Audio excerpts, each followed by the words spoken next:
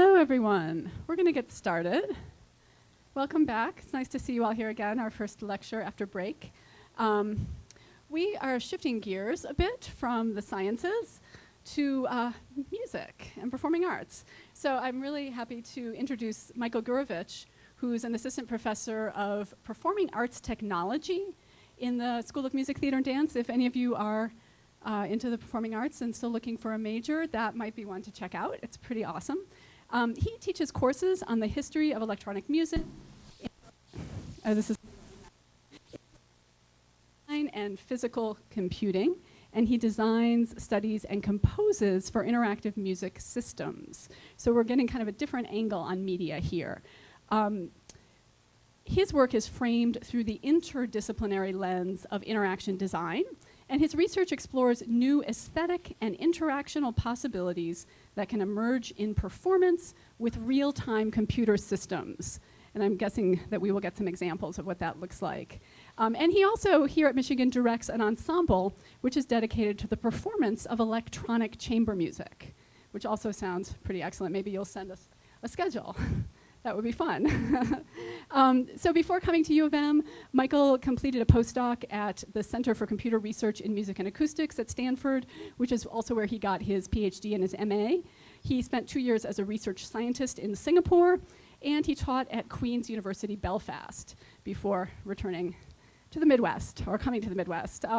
While at Stanford, Michael Gurevich developed the first computational acoustic models of whale and dolphin vocalizations, which I thought was a pretty cool fun fact. This was in collaboration with a bunch of other researchers and the Hopkins Marine Station. So please join me in welcoming Michael Gurevich. Am I on? There we go. Thank you so much.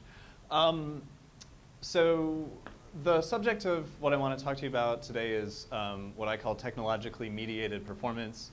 I will go into detail kind of about what I mean by that. It's a bit wordy, but I think it's kind of the most sort of accurate and succinct definition of what I do. And specifically, what I'm interested in kind of prompting you guys to think about is what happens when we start to incorporate computer systems into music performance, music making, music listening. So first, just a little bit of context about my role in the university, just to go into a little bit more detail. You can see from my corporate branding here, I'm in the School of Music, Theater, and Dance. That doesn't appear at all, so don't ever do yellow. Okay, there we go. So our school is divided into a bunch of departments. So we have things in the School of Music, Theater, and Dance like a piano department, a voice department, a string department. We have a dance department, theater, music theory, et cetera, et cetera, et cetera. We are actually a department called Performing Arts Technology, which is actually as fun as it sounds. We're kind of small. We have like 6 faculty. We have about 70 performing arts technology students. And we actually, the cool thing is we offer 4 different degrees, which is pretty amazing for a department this small. So we have a Bachelor of Music degree in Music and Technology, which is like our most kind of music-focused degree. It's like you take lessons and play an instrument. We have a BFA in Performing Arts Technology, which is music-focused. It has a kind of sister program that is more media-focused. And then we also offer a Bachelor of Science in Sound Engineering, which is pretty cool because students who do this program get a minor in electrical engineering just by virtue of doing our requirements. So it's kind of this music and engineering dual degree, really. So that's kind of the corporate line on what we do. This is my kind of mind map. I sat down and tried to think about everything that is kind of implicated in performing arts technology. So, music is at the center of everything that I do and that we do. And then I think we can sort of go out radially from there and think about areas like sound engineering that involve mixing, mastering, recording, composition, which can be, you know, in the context of concert music, in the context of film or music for visual media, video games, or kind of pop music as well, which overlaps then with engineering in terms of production. And, you know, most of our students want to be a producer when they come in, and then we have to kind of convince them that there's sort of no such thing anymore, but that's a different story. Heavy focus on computer science programming. Some people are really interested in using things like artificial intelligence to look at how computer systems can compose music themselves. Areas like mobile and embedded music. So we have some colleagues that are working on making music with mobile phones. We actually have a mobile phone ensemble. I don't know, has anyone ever heard of this or been to a concert? Yeah, so that's happening. Then we get into engineering. Psychology seems a little less obvious, but anytime you, as you guys are probably learning, anytime you deal with new media, psychology kind of becomes integrally implicated. And that's actually one of my kind of primary research areas. And then performance, which is kind of the focus of what I want to talk about. So questions like what happens when instruments and electronics become involved together, looking at performance practice. So how do you develop a kind of a practice like what a violinist does when you're dealing with an interactive system? It becomes a very different kind of thing. So I guess the kind of fundamental question that I have in the background here is, what does it mean to perform music with a computer? I guess by what does it mean, I'm really talking about the kind of consequences of, you know, of what happens, what's different about music when a computer becomes involved. There are kind of obviously musical consequences, but there are a lot of other kinds of consequences. I wonder, you know, as specific or as general as you want to be, I'm wondering if anyone could speculate on what kinds of consequences there are when we start involving computers. Any thoughts? What changes when all of a sudden a computer replaces a musical instrument? Oh, come on. So, like, human error, like everything can be on rhythm or on Yeah. exactly. Yeah, that's a really interesting topic. And in fact, that specific topic of error, of making mistakes, is something I've been working on. So yeah, that's kind of a musical consequence, you know, in the sense of like the nature of music changes when it's perfect. But it's also a social consequence, because if you think about the relationship between music performers and music listeners, the nature of that relationship that you have, which is kind of built on trust and authenticity, you know, when I'm on stage playing a violin, there's this kind of social contract that I have with the audience that I'm not cheating, I'm not faking it, I'm really working hard. And of course, there's all kinds of cultural studies that have happened about, you know, oh God, you guys are all probably way too young to remember Milli Vanilli. Does anyone remember Milli Vanilli? No? Okay. Grammy Award winning Best New Artist circa late 80s, like 89 or something, and then promptly, you know, thereafter were exposed for not singing any of the songs on their album. So the guys that you saw on stage were essentially mime and lip sync artists. So they had to return their Grammy Awards, and there's been some great research about all this. So, you know, there's that kind of social trust that was violated, in part by the illusion that you can create with computers. But there was also an interesting cultural consequence, too, that happened. So has anyone ever heard of MTV Unplugged? Yeah, so you've all probably heard like the Nirvana Unplugged album, which was a major musical, you know, cultural revolution. That MTV Unplugged started the year after the Milli Vanilli fiasco, in part as this kind of cultural response to this question of authenticity in music. So the idea was, we put musicians in this situation where they absolutely can't fake it.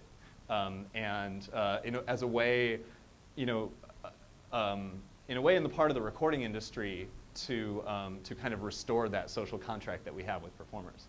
So those are some of the kinds of consequences that I'm interested in, which again range to musical, technological, social, or cultural consequences. As I said, the kind of questions that are implicit in this are things like, how does music change when a computer is involved? The question of skill is, I think, wrapped up in error, right? How do we know when someone is a really good computer performer? It's hard to know, in fact. And so there's a lot of, I think there's interesting work to be done in how do we actually communicate what's happening between a performer and an audience. And you know, this other kind of consequence of how do audiences actually, you know, take in the sonic and visual information that they're processing and use it to make sense of, you know, what am I experiencing as a performance here? How much is the person doing? How much is the computer doing? What's the relationship between the human and the computer? So I think this is a kind of distilled sort of disciplinary map of everything that becomes involved, you know, in performing arts technology. So although we're kind of in the music school, in the School of Music, Theater, and Dance, we have this very multidisciplinary perspective. I guess one of the interesting things about having this multidisciplinary perspective and this multidisciplinary nature is that each of these fields, which is something that you're all probably starting to learn and understand, each of these fields has a set of norms and of practices and of accepted methods for how to investigate problems. You know, in academia, we talk about methodologies, and each field kind of has a set of methodologies that are accepted, that when you're communicating within that field, everyone understands how you go about doing things, what's the right way to solve a problem.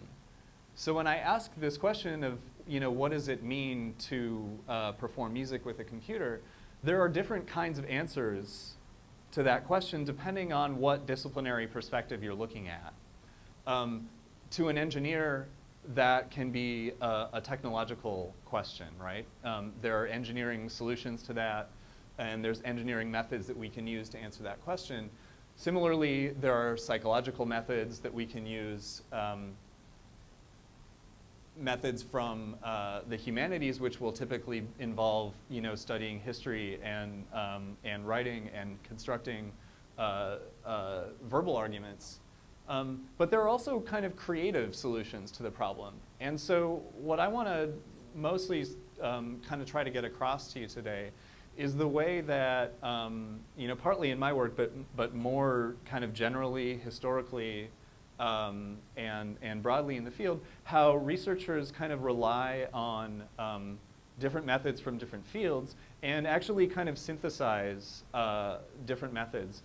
Typically kind of, you know, more conventional, researchy, written, experimental methods with creative methods. And I think this is a kind of contemporary academic problem. As you start to see interdisciplinary fields emerge, like performing arts technology, like what we do, we need to be able to kind of not just borrow from different disciplines, but actually integrate the methods and the practices of different disciplines meaningfully to kind of surround these multidisciplinary problems.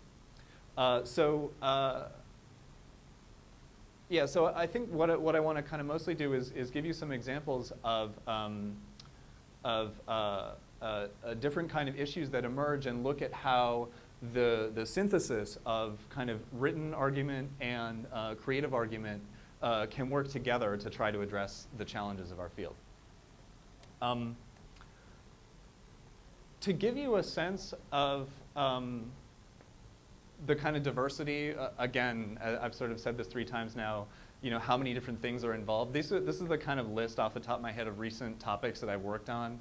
So as was mentioned, my PhD work was about trying to synthesize the sounds of whales and dolphins, which involved like looking at dead whale parts, which was kind of grim and fascinating. They all died of natural causes.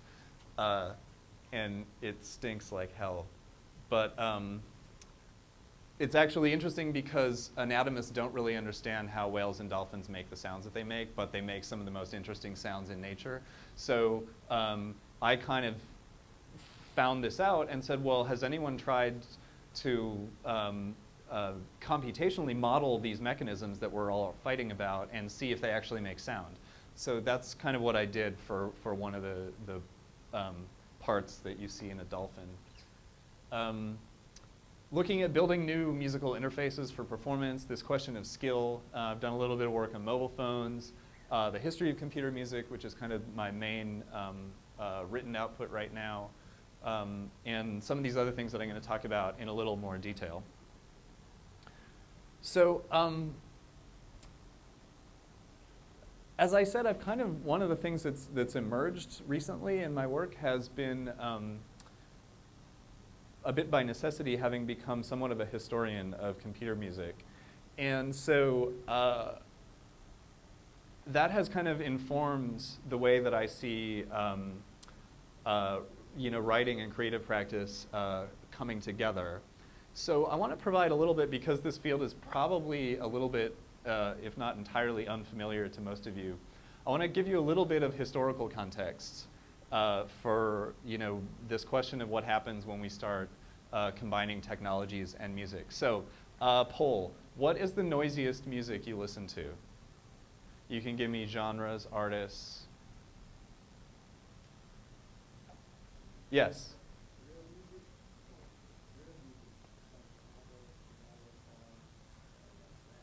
Yes, I've just discovered this. This is kind of like, I don't know how to describe it, but one of our freshman applicants was talking about this. It's not quite like dubstep, but has some kind of lineage. Is that right? Yeah. So I'm escaping the term though. What's the term that you're using? Grill? Drill. Thank you. Drill music. Yes, that's it. Okay. So this is like a kind of club genre, right? Underground club genre. Combining rap with, okay, and so what's noisy about it? The sounds? Noise-based recorded sounds that they're incorporating. Okay, that's good. Anyone else? Come on, someone must listen to metal here. No one's into metal? Wow. Even in the music school, if I say metal, I get like at least 5 or 6 people put their hands up. No? Okay, what does everyone listen to then? Nothing that involves noise. Everything is just like Bach and tonal melodies. Okay, what do I mean by noise? Maybe that's a stumbling block here. Okay, so generally in music we kind of contrast noise with tonal sounds. So you had a hand up. Did you want to?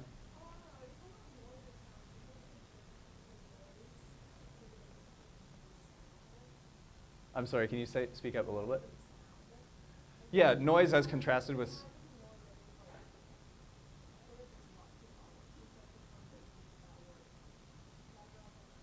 Yeah, okay. So that's a really good point. There is a difference in between a kind of cultural and social definition of noise and a kind of sonic definition of noise. So, socially when we talk about noise, we think about disruption. We think about something that is kind of unwanted.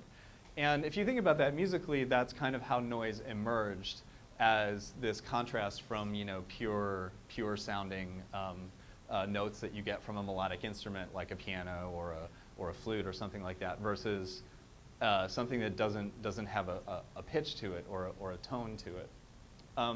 So they're kind of related in this maybe like etymological way, in that when we talk about noise in music, we're talking about something that was originally maybe seen as disruptive, but was then kind of co-opted into music. Okay, so now with that understanding, what do you listen to that has noise in it? Yes? Spanish pop music. Awesome. Such as who? Name an artist. Enrique, okay. That's cool. Let's go with Enrique Iglesias. What is noisy in Enrique Iglesias' music? His voice. How's his voice noisy? He sings a lot. So he makes a lot of sound. He's like really active. Yeah, cool. So that's interesting because his voice is noisy in a lot of different ways. His voice is noisy in contrast to the way an operatic singer would sing, in that pop singers generally try to have a kind of rasp to their voice, which gives this kind of, interesting, soulful kind of expression to it. So in that way, like an operatic singer would probably say his voice is noisy, and then the beats that he's making have noise in them. Yeah. So in fact, we could probably do this analysis on any kind of music that we listen to today and pretty much drill down into the fact that it's all pretty damn noisy. When do we think noise started becoming an important part of music? Historically. Guesses? Grunge. So like 90s, early 90s, grunge. Yeah. That's an interesting point. It certainly, when grunge emerged, everyone knows who I'm talking about with grunge, yeah. Artists like Pearl Jam, Nirvana, the kind of West Coast bands of the early 90s. Distorted guitars, that kind of like almost screaming texture to the voices. So anyone think that noise started emerging much earlier? Yes. When?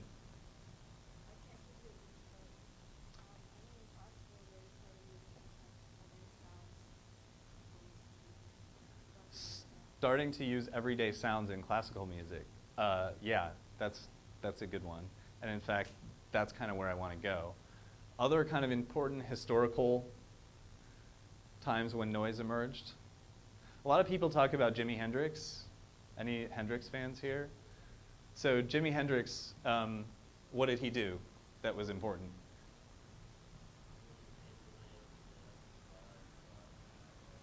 With the electric guitar. Yeah, what did he do with it?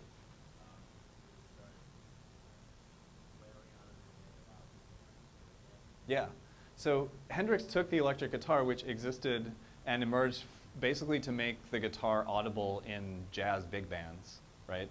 That's how the electric guitar emerged. You had this big band that had a bunch of trumpets, and it had a drum kit in it, and you couldn't hear a guitar. So Les Paul decided we'll make the guitar louder. Then Hendrix took it and he started playing with feedback. He started overdriving his amplifiers so that it would actually deliberately distort the sound, which is something that we kind of just accept as part of as part of the sound of an electric guitar these days. But that wasn't always the case. So Hendrix did it. There were certainly other rock artists that did it as well.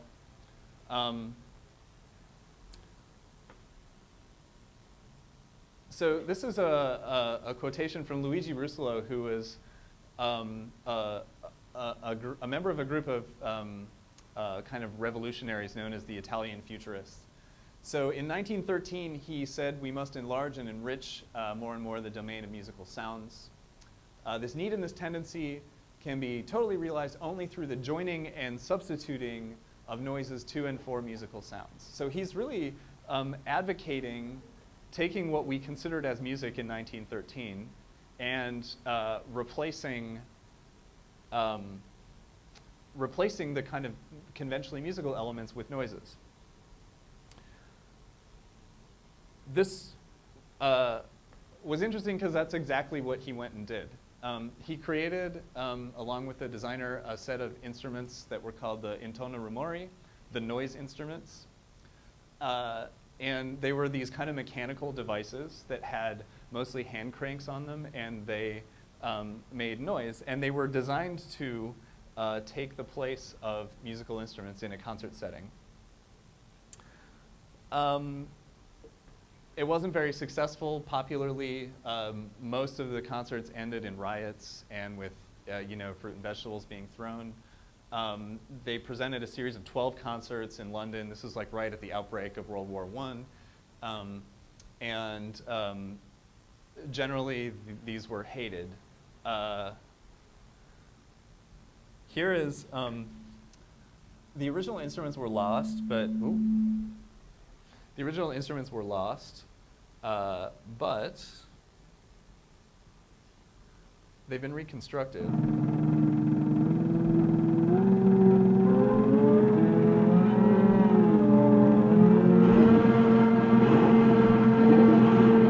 So this is actually a composition for which there was a score that he created.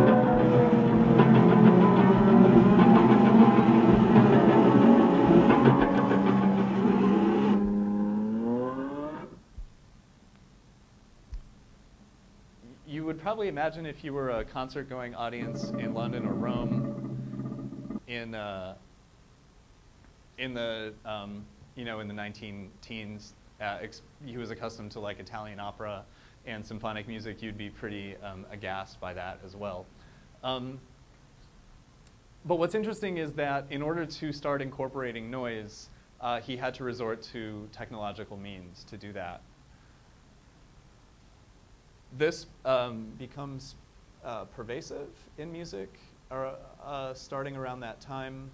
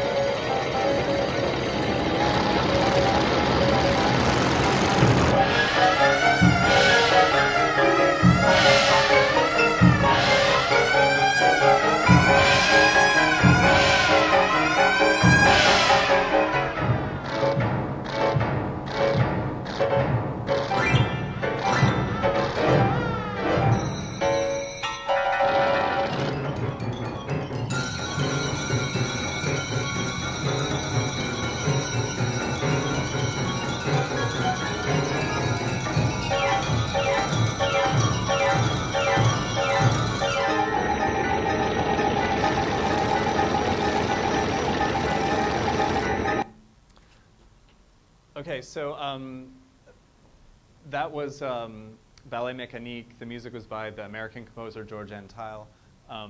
It was a collaboration with a French artist and filmmaker, Léger. There are sirens in the score. There are airplane propellers in the score that are supposed to be brought on stage and spun to make those kind of noisy, whirring sounds. There's a few things that are kind of important here. One is that this becomes a tendency, and it's a feature of modernism. Has anyone encountered modernism in other classes, art history classes or anything like that? A little bit? Okay. The kind of hallmark of modernism is a sense that everything about humanity, including the arts, should be constantly progressing. And there's this notion of progress which encapsulates this idea that what humanity is creating, whether it's artistic or technological or cultural, should be of the time that we're living in. And so this impulse to involve noise in music and to involve technology in music comes from this kind of overwhelming sense of disconnect between, the concert music of the 19th century and the kind of modern era in the early part of the 20th century, which was characterized by war, by industry, by urban life, and by a kind of dirty, noisy environment that everyone was living in. Modernists were also really interested in combining different art forms, at looking at artworks as these kind of total experiences, these immersive experiences. And which is why you start to see experimental filmmaking and music happening at the same time. And really kind of drives the push toward incorporating media and technology into music making. So another composer, Edgar Varèse, who is a Frenchman living in New York, similarly wrote, along with, not connected to Rousselot, but kind of alongside Rousselot, this kind of advocating this idea of needing a new repertoire of sounds, a new repertoire of musical instruments.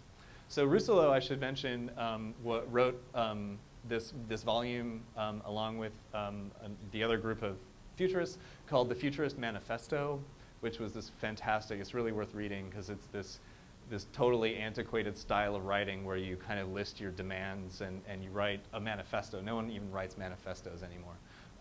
But it's kind of this like vision of a future which is characterized by industry, by speed, by war. The futurists kind of unfortunately became tied up in fascism during the war.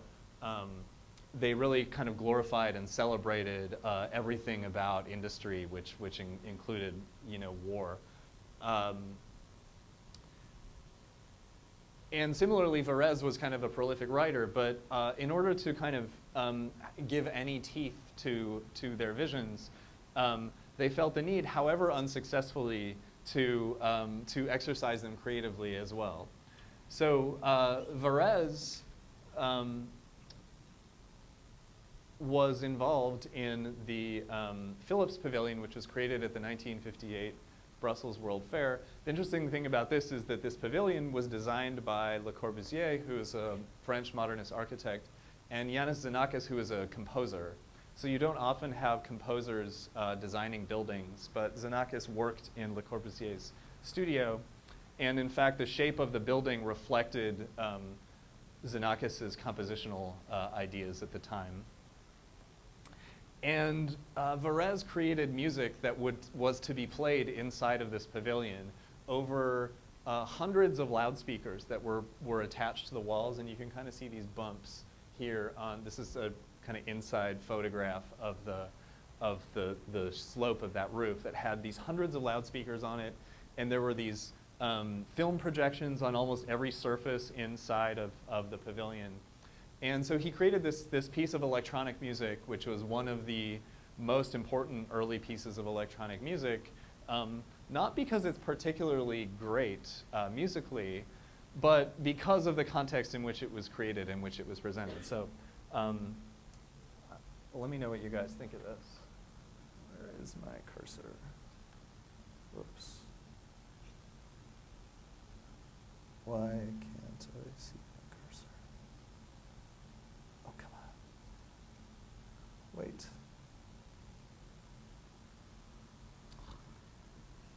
There it is. But okay, I have to look over there. There we go.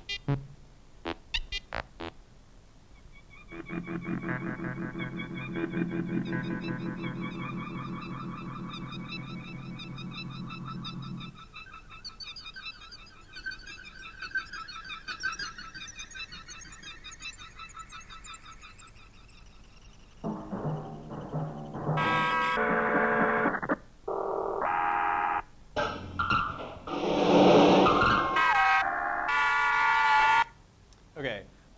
Upon hearing this again, I have to say I didn't give this piece enough credit. It's actually great. But we see Varese, in a way, kind of putting his money where his mouth is in terms of going out and doing what he's advocating. So here he is combining real-world recorded sounds, those bells that you heard. He's combining abstract sounds, these kind of non-specific noises. He's combining machine-created sounds, those kind of synthesized tones that were made on really early synthesizer. And he's treating them as musical material. So you hear these motives that emerge, that little squeaky sound that repeats, just like kind of a musical phrase repeats. So he's really kind of preserving in a way the form, the conventions of music, structuring material over time and repeating it and developing it. He's making music, but kind of just replacing the vocabulary, right? Just kind of replacing the conventional sounds that we're used to hearing with things that are kind of more modern, more of this time, things that are made by machines, things that reflect our daily experience. And presenting it accordingly in this kind of radical new context. It's in this giant building accompanied by all these film projections over hundreds of loudspeakers. So I guess the kind of point I want to get across is that the achievements of these 20th century musical visionaries really need to be considered in an intellectual context. If you were to hear this piece with no context, it would just kind of be baffling and it would be difficult to make sense. And if you were to read his writing without hearing the music, it would just kind of be sort of a vacuous thought exercise. It's only when we start considering the synthesis of the intellectual framework that he's trying to create and the musical instantiation of it, however successful or not, that we can start to really understand the questions that he's asking and the argument that he's trying to make. I want to give just one more historical example, and probably because he's the best known of the kind of 20th century musical radicals, and that's John Cage. Has anyone ever encountered John Cage or his music? Yeah? What's John Cage's most famous piece? Anyone? So John Cage is most famous for creating this piece called 4 minutes and 33 seconds. It's also known as the silent piece.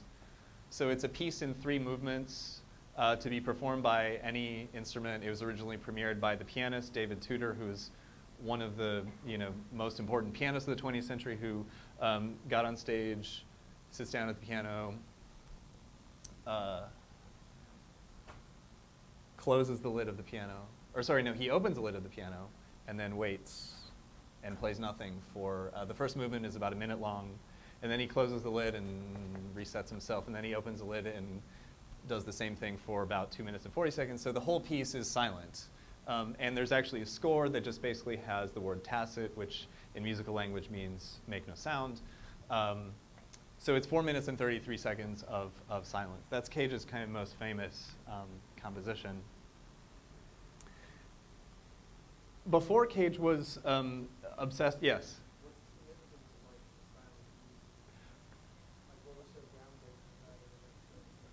Yeah, well, I'll get there in 1 second. And then I'd like to talk about it more if you're unsatisfied with the answer. Before Cage was interested in silence, like the other modernists, he was very interested in noise. In the 1930s, he started composing percussion music.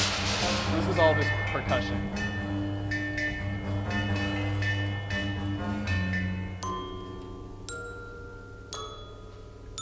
this is a conventionally notated score, just played by regular instruments.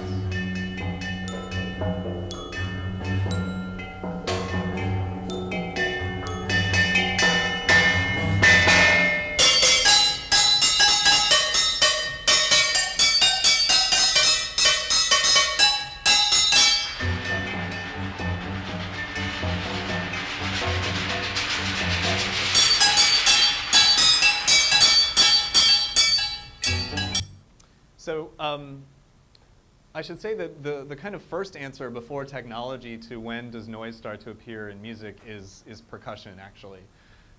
A lot of people would be surprised to know that at least in Western music tradition, percussion music didn't exist until the 20th century.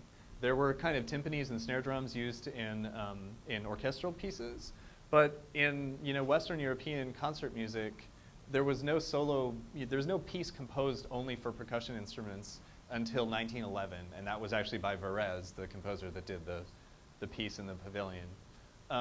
So the first kind of impulse to add noise to music was to kind of imitate the sounds of the natural world by using percussion instruments, and then with technology, why not just make them directly?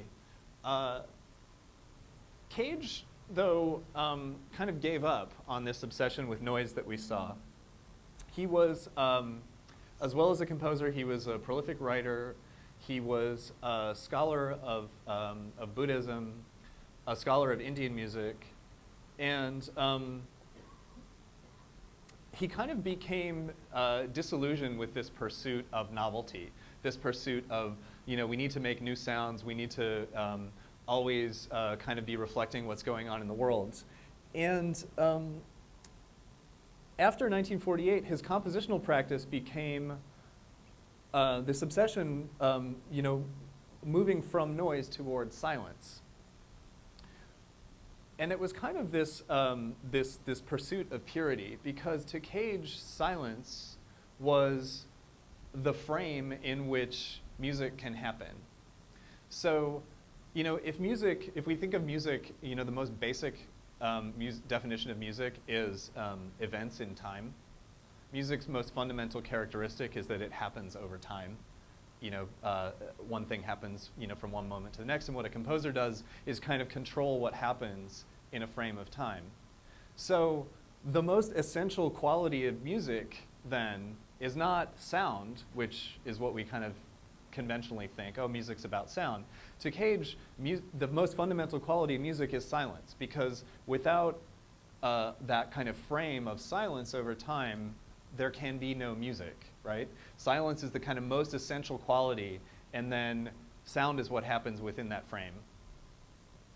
And so the silent piece is kind of historically seen as not the most successful explication of this, because, well, for a lot of reasons. But it's the one that's kind of been appropriated the most, I guess, by media and popular culture. But what's significant to Cage is that he stops concerning himself with specifically what happens in music in time. And he becomes obsessed with this idea of chance, of simply creating a temporal structure in which things happen, which is silence, and then starting to detach himself from the specifics of what happens in that temporal frame.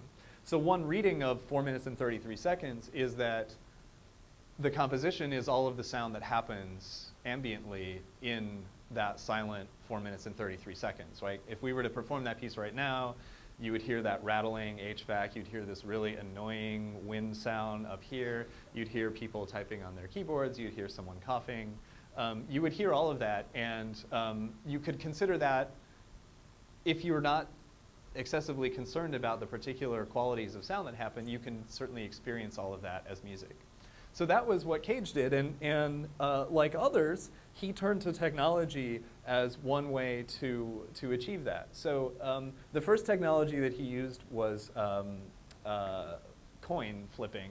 So he used the I Ching, which is this ancient Chinese text for divination, for predicting the future, and devised a method of flipping coins, or actually used an existing method of flipping coins to generate randomness, and then apply that randomness to musical qualities. Subsequently, he got access to computers and started running computer simulations of the I Ching in order to generate these random structures. But he also turned to technology to create random sounds. And one of the most compelling ways to me that he did this was in this piece, Imaginary Landscape number 4, which is a series of events that unfold over time, and those events are different tunings and loudnesses on 12 radios that are played by 24 performers. So there are 24 performers, 2 per radio, 1 adjusting the tuning and 1 adjusting the volume of the radio. And of course, what's brilliant about this is that you have no way of predicting what is going to be on any given radio station in any given place or at any given time. And furthermore, what I think is just incredible is that if you perform this piece when it was written in 1951, or you perform it today, it is going to qualitatively sound completely different in the sense that it's kind of this mirror on culture, on what is the sound of our time, right? And probably in 50 or 60 years, when AM radio disappears, this was written for AM radio, the piece will change entirely because there'll be basically only noise or static or silence. So this is a recent performance of Imaginary Landscape 4.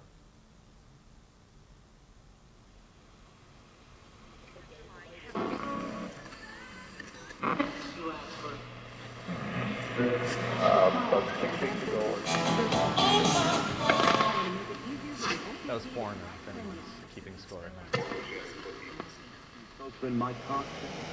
À titre de ministre.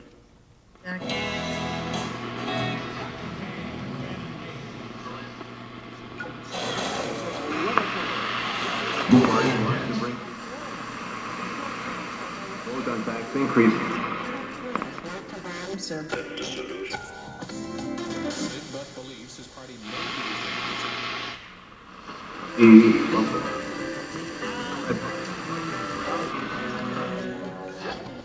Indications from The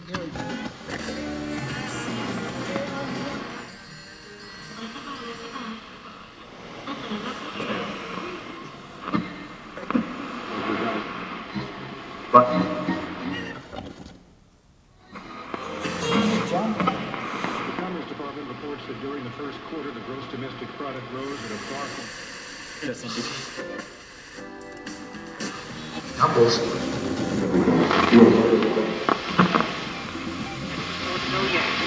Competitive models and the level of equipment may vary. It does not look like an all-day rain outside.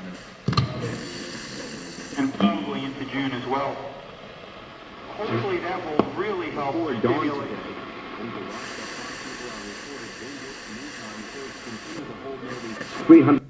Okay. I could actually, I don't know about you, I could really listen to that piece all day. I want to kind of jump ahead and use this, everything we just talked about as a kind of frame to consider some of the things that I'm working on and some of the kind of more modern or more contemporary, I guess, less modern, more contemporary challenges of incorporating computer systems now into music technology. So the first area is that of using advanced computer networks. So there's been this kind of explosion of work in recent days of using dedicated research networks that connect pretty much all of the major research universities in the United States with ridiculously high bandwidth and ridiculously low transit times, and using this infrastructure to make music. And again, kind of answering this question of what are the consequences of this? What are the musical consequences? What are the cultural consequences, the social consequences? What are the possibilities of what we can do when we start playing music with people that are in distant locations supported by these networks?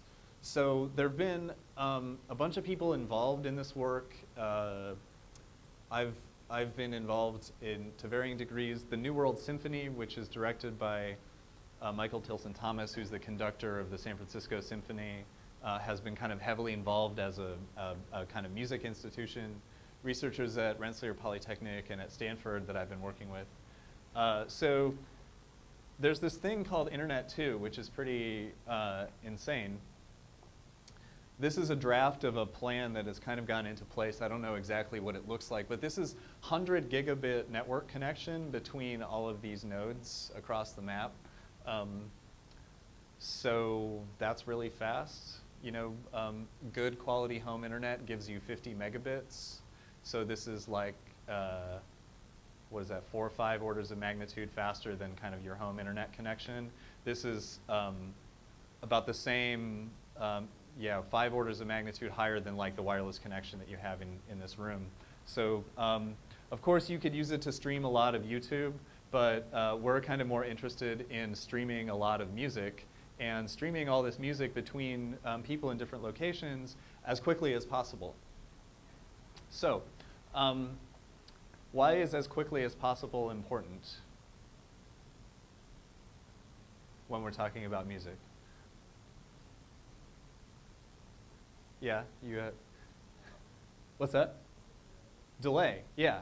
Music is a temporal phenomenon, right? Music, if I'm playing, you know, in a band with you, music kind of depends on us sharing a sense of time.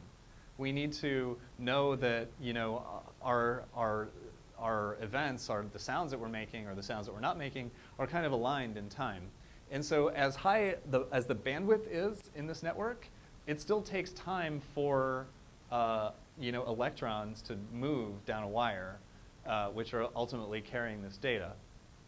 So the kind of first question that we started to ask when we started playing with this was, you know, again, thinking about what does this mean for music making, was what happens when musicians try to play together and there's delay between them? So we ran this kind of pioneering study back at Stanford that these 2 rooms are not actually in San Francisco and New York. We just called them that. They're like adjacent rooms in a recording studio. And we had 2 subjects. We brought in a bunch of human subjects. So again, thinking about different kind of methods of different disciplines, we brought in a bunch of human subjects and we had them play this little rhythm. So, you know, like subject A goes, and then subject B goes. And so they interlock. And we then, with a computer, we varied the time of travel of the signal from, you know, San Francisco's microphone to New York's ear and vice versa. Okay, so we had all these different delay conditions. And then we looked at what happened. So before I get into the kind of scientific answer of what happened, there was an interesting social consequence, which we had to actually, in a pilot, we had to control for, because we ran this with 2 undergraduate researchers as the subjects, and they started fighting with each other because they started blaming each other for screwing up. And in fact, they were doing exactly what they were supposed to be doing, but the delay was causing them to like slow down, which is what happens. So we had to like include in our protocol this whole like thing about, you know, anything that happens is going to be perfectly natural, and it's not anyone's fault if it all goes wrong. And still, you know, it was kind of an amazing on a social level. We never really wrote about that, but it was just kind of funny. So we had them kind of do this over and over with different delay conditions. Then we can kind of make this map where we look at where their events line up in time. And here, this is kind of what it looks like when they slow down. You can see there's this kind of this spread, like if you look at when this event happens and when this happens in time, that these things are supposed to be exactly line up. So this is kind of the map of what happens when they're slowing, when they're slowing down. This is kind of like average conditions. That's kind of bad slowing down. This is pretty steady. And one of the really interesting things that we discovered is that when there's very little delay between the performers, they actually speed up.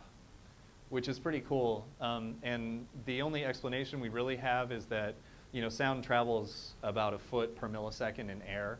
So 3 milliseconds delay is like about me clapping 3 feet from your ear. We were able to do 0 delay, which is like me clapping in your head, which is not a kind of realistic musical situation. So we think that people actually naturally expect there to be some delay, and they kind of inherently adjust for that. So this was kind of a kind of interesting study that we wrote up in this psychology journal called Perception. So this is looking at that kind of leading or lagging behavior, and at very low delays, it's in fact positives, which means, so the positive side of this graph means that they're actually speeding up. They're like ahead of when the other person is clapping. And there's this almost really nicely linear decay in which people slow down at 78 milliseconds. The good news is for us is that at around 20 milliseconds, people can sustain a pretty steady tempo. And so this is like the travel time from Ann Arbor on a realistic network of audio data. So we can play with someone in New York live over the internet. So the bandwidth is not at all an issue. We can send like, you know, dozens and dozens of channels of audio. So we could have 2 big bands playing together with 1 microphone and a discrete audio signal per instrumentalist, and have plenty of bandwidth to do that. But the time is the kind of critical thing. And the cool thing is that to New York, where there's an Internet 2 node, we can do that in an amount of time where we can sustain a pretty steady tempo. Going to Australia is a very different and interesting question in itself, because it suggests that we need to start to consider how we're going to change the music that we play if we're going to try to collaborate in real time with musicians. Because precise synchronization of the kind that's required for, like, you know, chamber music or jazz or anything like that isn't going to happen between here and Japan or between here and Australia, ever. These speeds are about 80% of the speed of light, or these delays represent about 80% of the speed of light. So we're pretty much pushing on physical limits. So even if we were to go the speed of light, the delay of, you know, the sound to get here over a network to Australia is too long to ever play rhythmic music.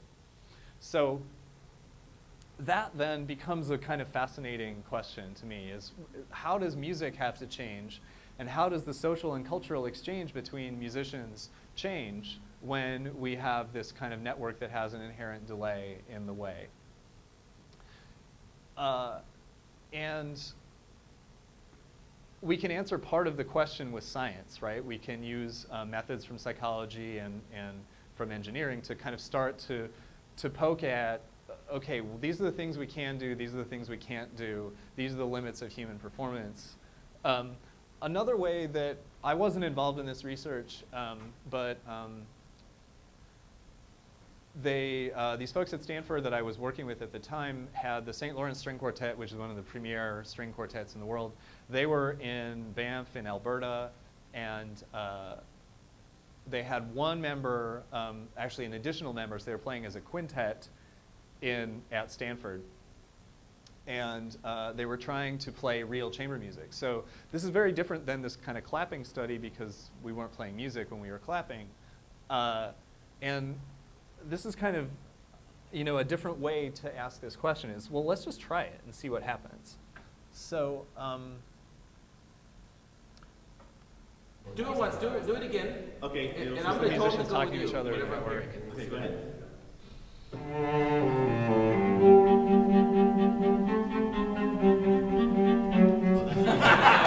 Okay, so that was supposed to be a steady tempo. That was the cellist in Alberta and the violist at Stanford, and they're supposed to be going dun dun dun dun dun. And because one was waiting for the other and the other was waiting for the one, and vice versa, it has this kind of beautiful, this beautiful retardando that you can't even get, like, if you're trying. They tried it again.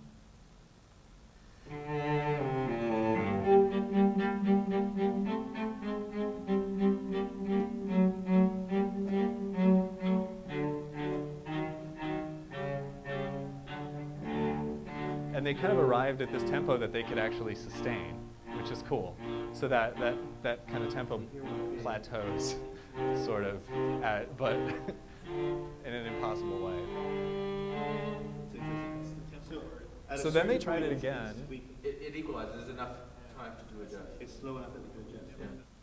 Then they tried it again and said, okay, let's just not pay attention to what each other's doing. Oops.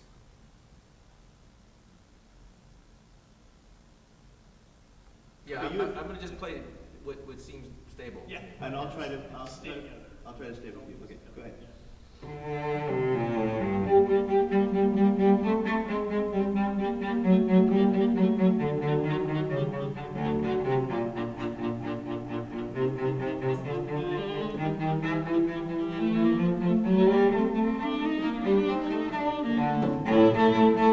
So they can sustain a tempo, but it's really sloppy, right? They're never synchronized because, and this is kind of like,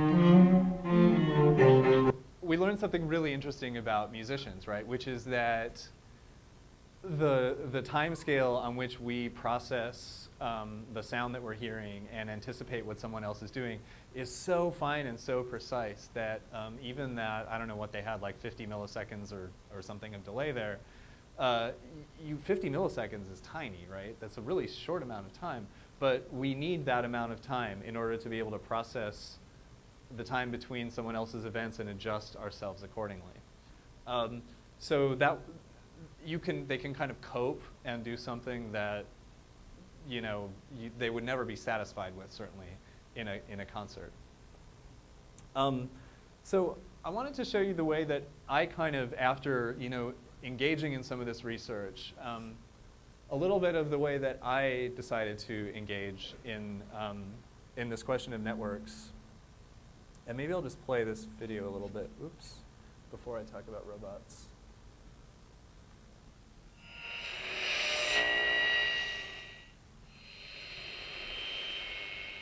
It's not going to sound so great in here.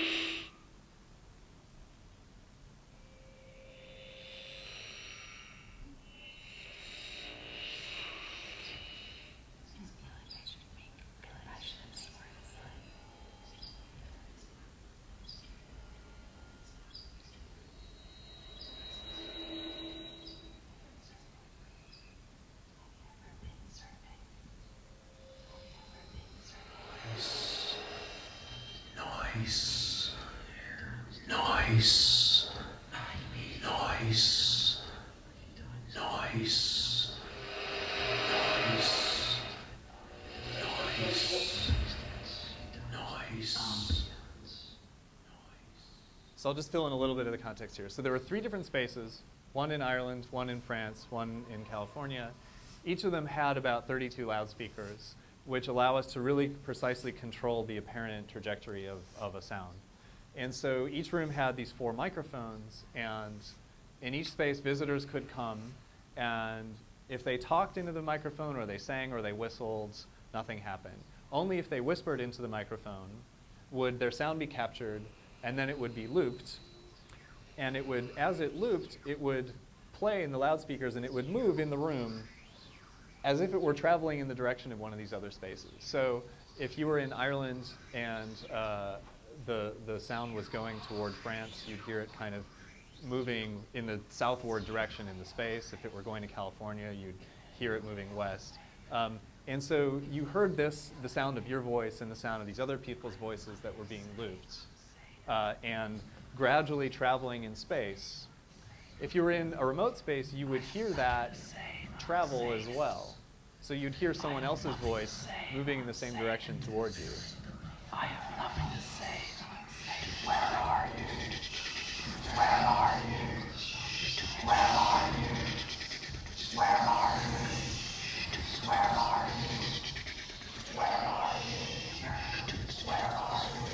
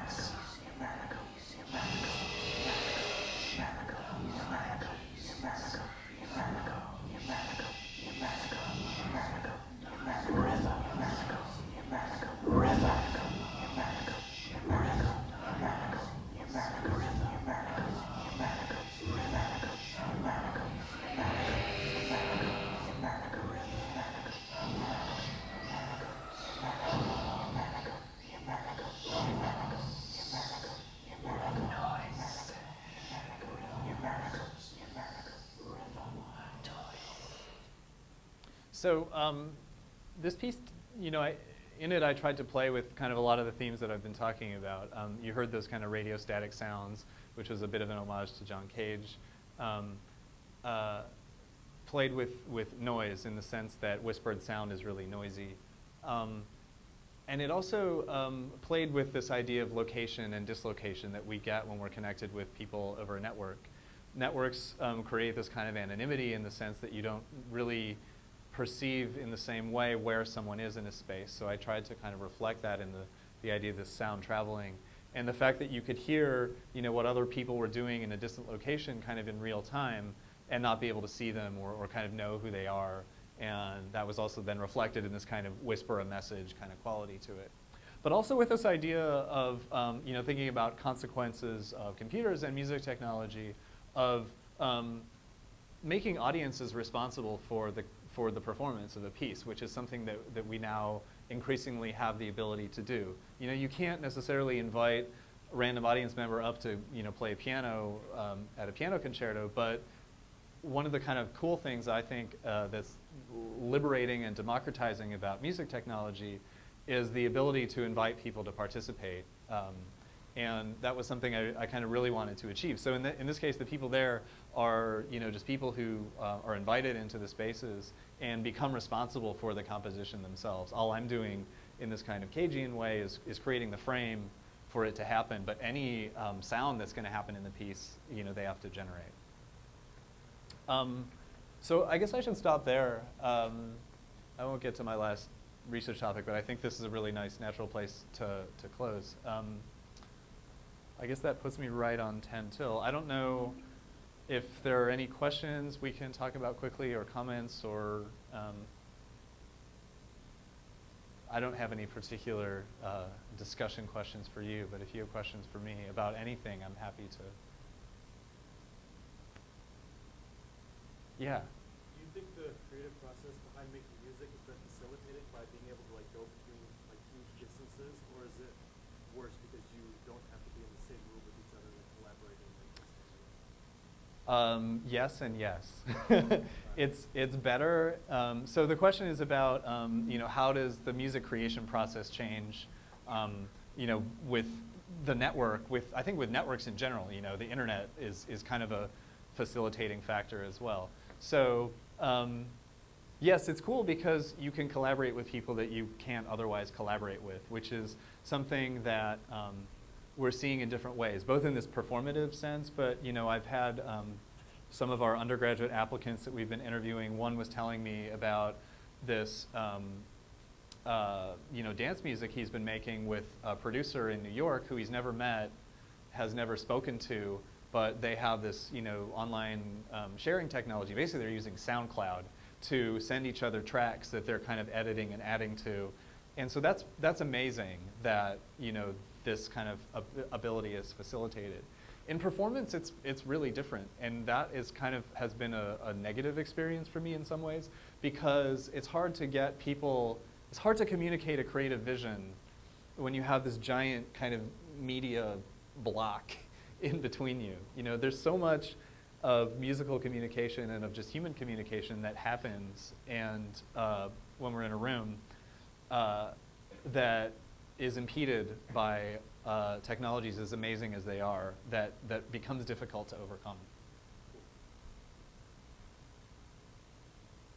Any other questions?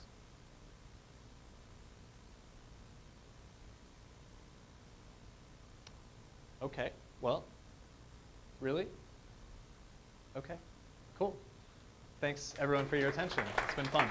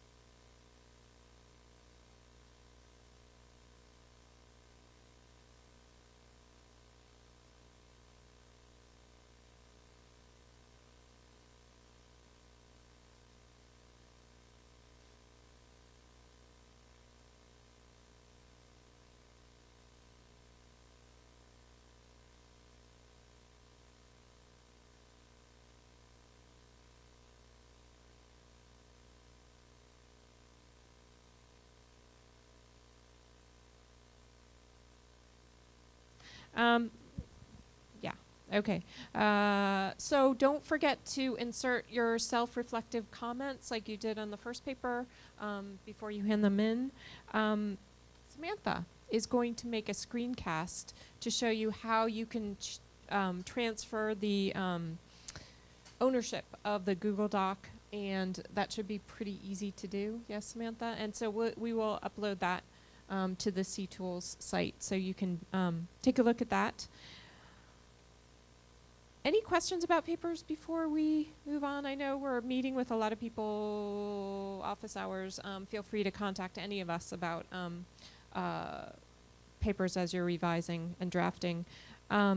Monday, we have a new speaker coming in. His name is Christian Sandvig, and he is from the School of Information. And so he's, I guess he's a professor of yours, right, Samantha? And he's in communication studies.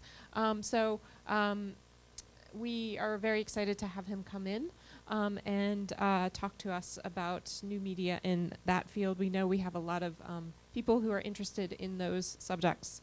So we're lucky to have him. And let's see, your final projects, prompts, we will go over really quickly on Monday, but we'll have some time in our discussions to really talk through the projects because they're going to be kind of involved.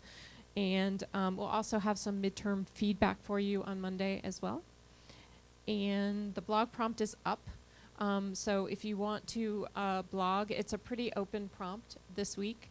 We've done 8 prompts so far, right?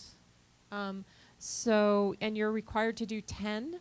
And we're just about midway through the semester, so if you've been doing them pretty regularly, you're in great shape. If you want to take the week off and not do one, this might be a good week for it.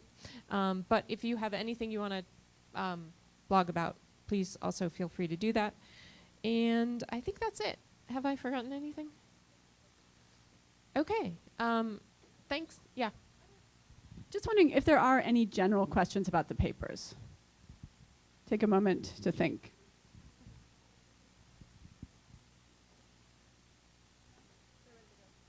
You're ready to go. All that music. Yes. Hold on. Wait. Don't go. Yes.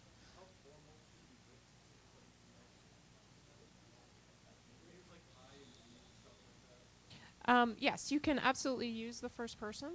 You can refer to the presentations in your class as presentations in your class, right? Yes, you don't have to sort of turn it into something that is sort of very generic sounding. You can talk about yourself. Yeah, so the tone, it might come across more academic somewhat than the personal narrative, although not necessarily. Like, you could use personal anecdote as evidence in these papers too. And also, I've talked about this with a number of people individually, but just you can bring in outside sources. So if there are other materials that are contributing to your sense of what you're talking about, you're welcome to bring them in. You can look beyond, I would say, 2 presentations. If there's something from another presentation that connects in, you don't want to go too wide, obviously, because you want to stay focused on your topic. But in terms of looking for specific examples or the kinds of support you might use for your materials, you have a lot of latitude. So don't be afraid to kind of go where your writing leads you in your argumentation. And the only other thing that we were talking about, and we've talked individually with people in office hours, is really try to be as specific as possible when you're making your arguments. Don't do sort of really broad strokes, generic arguments about what the presenters were talking about. Kind of try to find some connection that's sort of unique to your own understanding of the issue, and you can bring in a personal example, you can bring in other resources to help sort of complement that. And on that same topic, you can focus in also from a presentation on a single example from that presentation. So if you're comparing, if you're looking at Nakamura in connection to your Go, don't feel that you have to talk about the whole range of what Nakamura or your Go are talking about, but maybe there's one specific example they gave that's generative for you, and you want to really go deep there. And those are probably going to produce stronger papers, ones that are going deeper rather than broader than if you're trying to cover a whole bunch of stuff that you have to kind of shoehorn together a bit more. And we have a